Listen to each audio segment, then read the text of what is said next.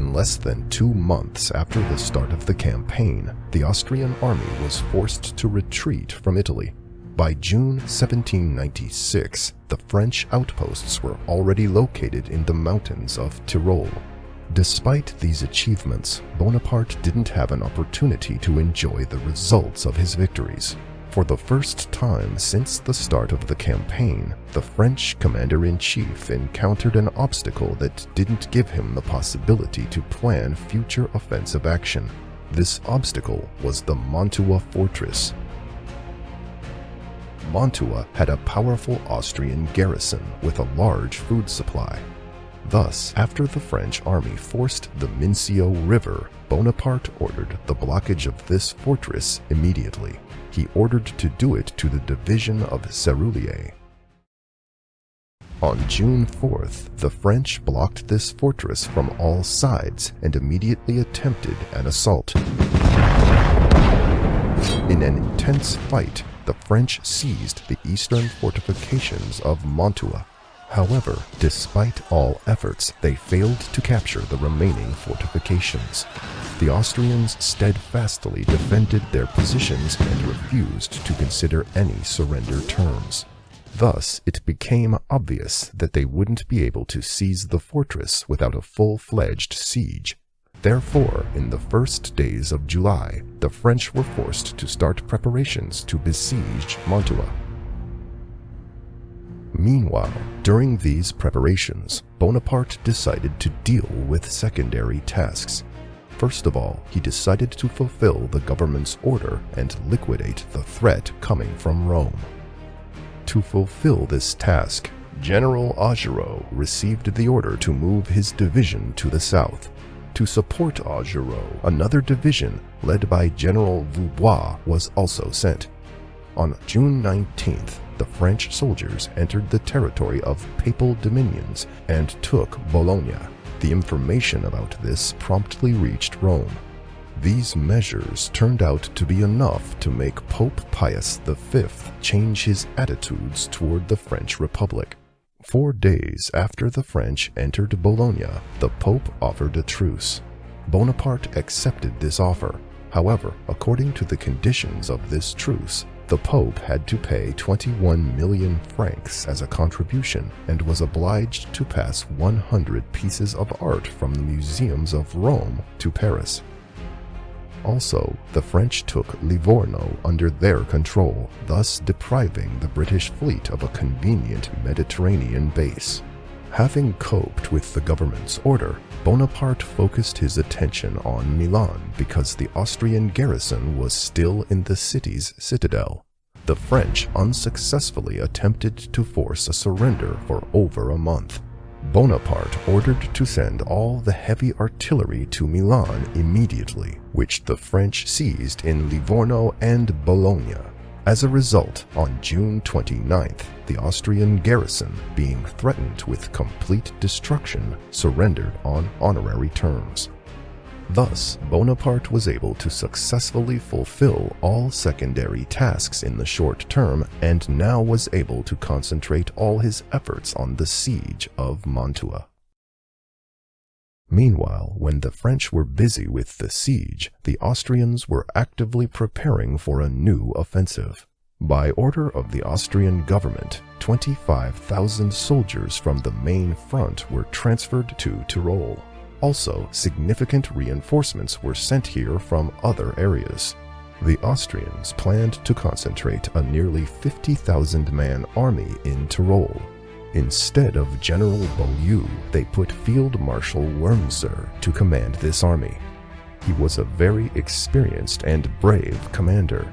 Nobody doubted that Wurmser, as the head of such a powerful army, would completely crush Bonaparte. By mid-July, Bonaparte also received reinforcements. His entire army, consisting of 42,000 soldiers, was concentrated to the north of Mantua. The fortress was besieged by Cerulean's soldiers. Masséna was defending Verona. Augereau took the position near Legnago. Sauré's division was covering Brescia. Despinoa was in Peschiera. Bonaparte knew that Wurmser arrived at Tyrol with significant reinforcements and that their preparations would end soon. However, there was still a chance that the French would have enough time to capture Mantua. On the night of July 17th, the French attempted another assault. Under cover of darkness, the French soldiers moved their boats across the lower lake and attacked the Austrians' southern fortifications. However, all their boats ran aground, and this attempt failed. After that, Bonaparte ordered a massive bombardment of Mantua using all of his cannons. Day after day, Mantua was shelled by 170 cannons. The army focused its firepower on the fortifications of Milareto. Finally, on July 29th, the walls of the fortress were breached enough by French artillery to start an assault. But the assault never happened. On that very same day, Bonaparte received a message that the enemy's army was approaching from the Tyrol mountains to Mantua. That was the thing that Bonaparte feared most.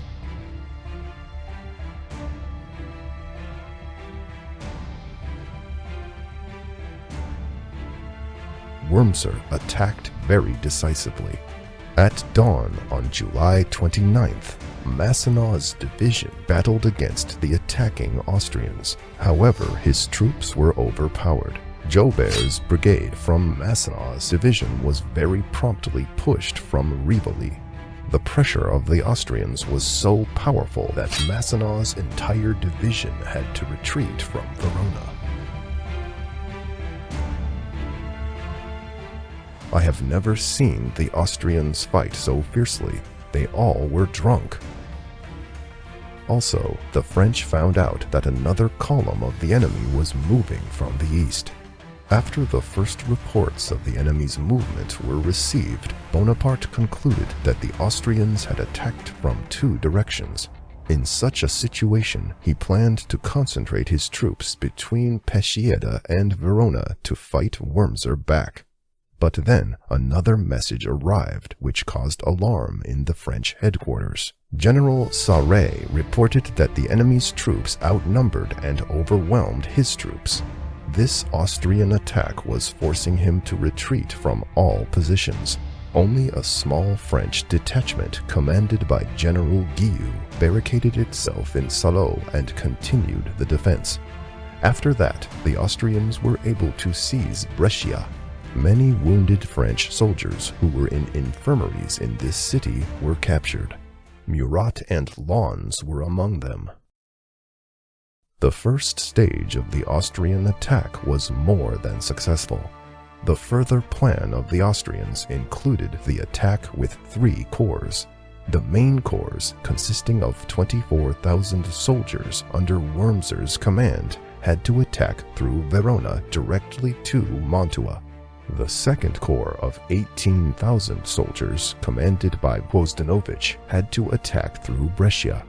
The third corps, consisting of 5,000 soldiers, was approaching from the east. In total, Wurmser was able to enact nearly 60,000 soldiers for this operation, including Mantua's garrison. On the other hand, Bonaparte could only gather slightly over 40,000 soldiers. The French position was truly critical. It was completely clear that Sarret's division would not be able to resist Quosdanovich. That meant that if Bonaparte stayed in his position between the Mincio and Adige rivers, his army would be completely surrounded. In these hours, some of the soldiers were close to panic. However, the commander-in-chief was cold-blooded. The first thing that Bonaparte ordered was to immediately retreat to the Mincio River. After arriving at Roverbella, Bonaparte called for the military council to discuss further actions with the generals. The mood in the French headquarters was quite pessimistic. The main threat was the fact that Wurmser and Quosdanovich could unite south of Lake Garda. This would give the Austrians a decisive advantage in numbers. Some French generals offered to retreat immediately to the south and force the Po River as soon as possible. This would make it possible for the French to retreat freely to the west. But then, Division General Augereau spoke on the military council. Of my own authority, I declare that I refuse to retreat. The division headed by me has never been crushed before. I will better die leading my soldiers than disgrace myself by a shameful retreat. If the retreat really begins, we will not be able to stop it. There will be neither order nor discipline. And Augereau was completely right. If Bonaparte started to retreat, this would lead to a disaster. So, in this very hard decision, Bonaparte decides to fight. First of all, he makes the decision to stop the Mantua siege immediately. Serrurier received the order to leave all the siege artillery there and retreat to Marcaria as soon as possible. Serrurier was ordered to hold the roads to Cremona under his control if the army would have to retreat to the south after all. Also, the maneuver of Serrurier's goal was to distract the Austrian garrison. Further on, so as not to allow the unification of the enemy's powers, Bonaparte decided to quickly concentrate his forces and take a position between Montichiari and Lonato. The second stage of the operation provided the destruction of the enemy's corps separately. The main strike had to be made on Quostanovich's corps, while the secondary forces had to postpone the progression of Wurmser's troops. Bonaparte decided to start immediately. The orders were given the same day, and on the night of July 30th, the French army started its maneuvers.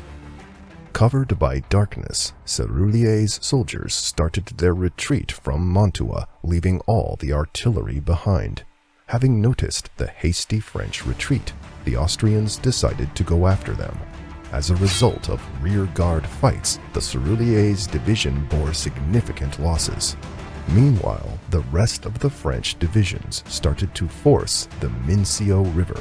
To cover these maneuvers, they left a small garrison in Peschiera, which had to detain Wurmser's soldiers.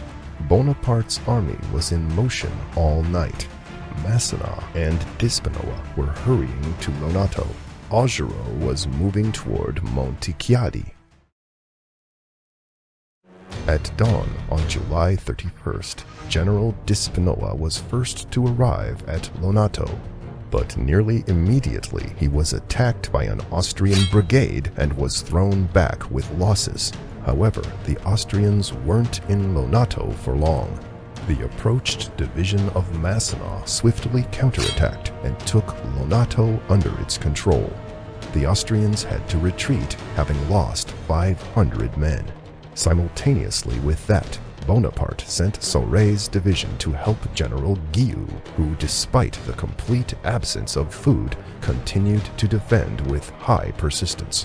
Following Bonaparte's order, General Sauré broke through the Austrian flank with a swift attack. Further on the mountain roads, the French moved to Salo and freed Guillou's soldiers. After this, Sauré prepared to retreat to Desenzano. Having learned about the combat near Lonato and Salo, Quosdanovich understood that he was dealing with significant French forces. That's why he decided to be cautious and concentrate his main forces near Gavardo. By the evening of July 31st, Bonaparte's army held the following positions. Massena and Dispinoa were near Lonato. Sauré was to the north of Desenzano. Augereau was in Montichiari. Having had rest for only a few hours, Bonaparte with Augereau's and Dispinoa's divisions made the night march again. And at 8 a.m. on August 1st, the French unexpectedly broke into Brescia and effortlessly expelled all the Austrians. As a result of that morning's attack, the French freed all their soldiers who were captivated by the Austrians. Thus, Bonaparte successfully concentrated his troops between the two groups of the enemy. In this situation, Quosdanovich and Wurmser didn't have operational communication with one another. All the orders they sent to one another could only pass through Lake Garda, and because of that, Wurmser didn't have actual information about Quosdanovich's movements. Nevertheless, the Austrian commander-in-chief received the report that the French were hastily retreating on the entire front to the west. Based on this information, Wurmser decided that the first thing he had to do was to help Mantua. On August 1st, under ringing bells, the Austrians solemnly entered the fortress. Near Mantua, the Austrians seized around 170 cannons and a huge stock of gunpowder. This made a very positive impression on Wurmser. He was assured that this was a complete victory and that the main goal of his campaign was fulfilled. So, on August 2nd, he calmly stayed in Mantua, only sending the squad of General Liptai to follow Bonaparte, who was retreating. However, Bonaparte was not retreating. Wurmser's slow pace, coupled with Quosdanovich's indecisiveness, gave Bonaparte precious time to restore his powers. On August 2nd, Bonaparte held the previous positions and was concentrating forces all day to hit Quosdanovich. However, in the second part of the day, he received a message that the enemy had attacked Castiglione. The French that were standing there retreated chaotically. Also, the Austrians seized Peschiera. However, Bonaparte didn't change his plans.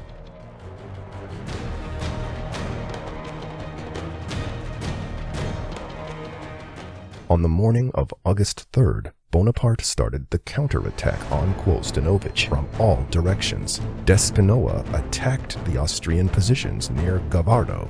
General Sarre, supported by the reserves, attacked Salò. Along with these attacks, General Augereau, reinforced with Kilmain's cavalry division, attacked the Austrians at Castiglione. The strike was so powerful that Liptai's soldiers were pushed back several kilometers. However, the Austrians very promptly transferred their reserves and restarted their attack. Augereau had to start defending. Bonaparte ordered Augereau to hold the Austrians at Castiglione at any price. Meanwhile, Quosdanovich started the attack with all of his forces, unexpectedly for the French. On that day, he attempted again to break through to Wurmser's army. Eventually, the French were counterattacked in all directions.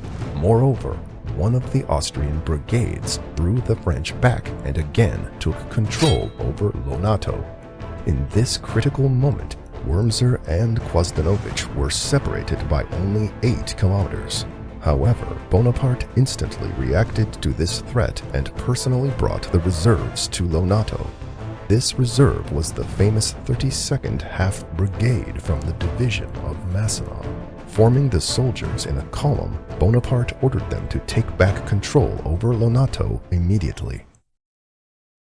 Soldiers, go ahead on this road straight to Lonato and burst inside there, no matter what. Do not shoot. Only fight with your bayonets. The 32nd Half Brigade prove that your fame is justified. And the 32nd Half Brigade rushed to Lonato. General Rampon was heading the column. This attack was supported by the 18th Half Brigade and the 15th Dragoon Regiment. In the short term, the Austrian brigade was defeated and thrown back to Desenzano. Near Desenzano, the Austrians were blocked from all sides. Thanks only to the reserves that arrived for their help, the rest of the brigade were able to save themselves. Quosdanovich, having found out that the defeat of his brigade in Lonato stopped the attack and ordered all of his troops to retreat again to Gavardo. However, very soon, the Austrians were attacked again from all directions. Sarre repeated his attacks on the right flank. Despinoa attacked in the center. Fierce fights were going on these mountain frontiers all day long. Finally, Quosdanovich was not able to withstand Bonaparte's pressure anymore. Having gathered the military council, he adopted the decision to retreat to the north. Wurmser's soldiers also did not have any success that day. For 16 hours, Augereau's division was desperately fighting even though being outnumbered by enemy forces. All of the Austrian attempts to break through the French defense near Castiglione failed. General Augereau won immortal glory in this battle. Thus, as a result of the fights on August 3rd near Lonato, Gavardo, and Salo, Quosdanovich was forced to retreat to the north. Now, Bonaparte had an opportunity to concentrate all his forces against Wurmser. On August 4th, Masséna's division was already near Lonato and was preparing to move forward to Castiglione. Moreover, Bonaparte sent the order to Serrurier to march towards Castiglione on the night of August 4th and attack the rear of the Austrian army. Serrurier was seriously sick that day, so General Fiorella took command of the division and ordered the soldiers to begin preparing for the 30-kilometer march to Castiglione immediately. The rest of the French troops that day were pursuing the Austrians that were retreating to the north. During this retreat, Quosdanovich wasn't able to coordinate his troops. As a result, 3 of his battalions were surrounded by the French near Gavardo. In this situation, Austrians attempted to break through to the south, hoping to meet Wurmser's soldiers there. But this attempt ended in complete failure. In the end, near Lonato, 3 Austrian battalions were captured by the French.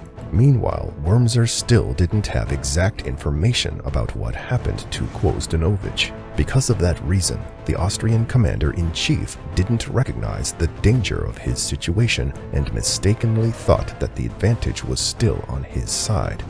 On August 4th, Wurmser spent the whole day gathering his forces for the upcoming battle with the French.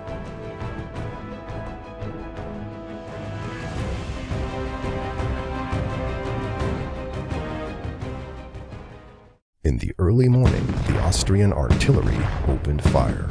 Bonaparte, together with Masséna's and Augereau's divisions, was already in position.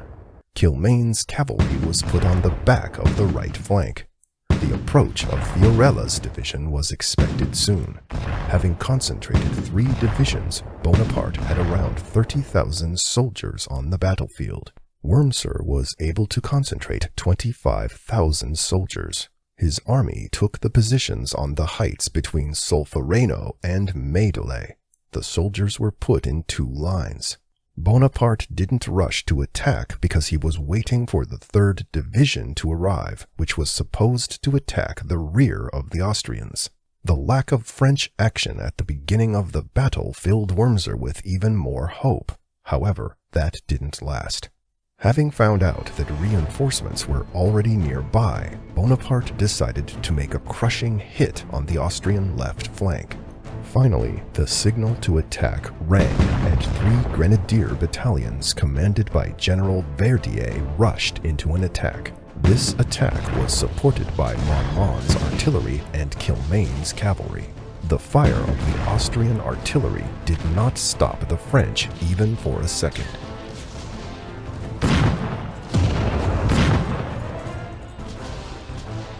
Verdier's grenadiers confidently broke into the heights and, after a fierce fight, broke through the Austrian flank.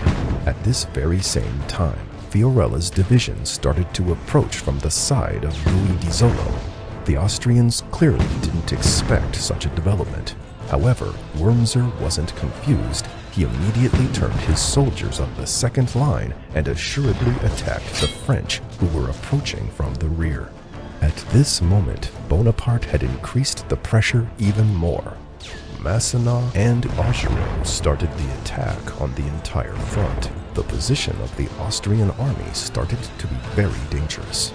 The left flank was practically defeated. The right flank was under a powerful attack by Masséna's division. The risk of the breakthrough of the French to Solferino increased every minute. In the given situation, Wurmser understood very clearly that he had overestimated his strength and gave the order to retreat immediately. This decision was absolutely correct. If Wurmser had continued the battle, Bonaparte would have completely destroyed his army. The Austrians were retreating very organized, being covered by a large number of cavalry. Also, the French were too exhausted to organize an active pursuit. We were not getting off the backs of our horses for 8 days. We were totally exhausted physically, and our horses were half dead from the tiredness. Yet, the Austrian losses that day totaled 3,000 dead and captive. The French lost approximately 1,300 men in the battle. The next day, Wurmser's soldiers retreated behind the Mincio River. However, they had no chance of holding this position. On August 6th, Massena attacked the Austrians again near Peschiera. After that, Wurmser adopted the final decision to retreat back to Tyrol. Before the retreat, Wurmser filled the supply of food in Mantua and sent several more brigades there. On August 7th, the French took Verona, and several days later, Mantua was again under French siege. The first attack of the Austrians ended this way. As a result of this entire operation, which lasted from July 29th to August 5th, the Austrians lost 16,000 men. The French losses totaled 8,000 men. Bonaparte, being in a critical situation again, showed brilliant military talents. Nevertheless, Wurmser did not consider himself defeated. The capture of Mantua was prevented, and Wurmser immediately requested the replenishment to fight Bonaparte one more time.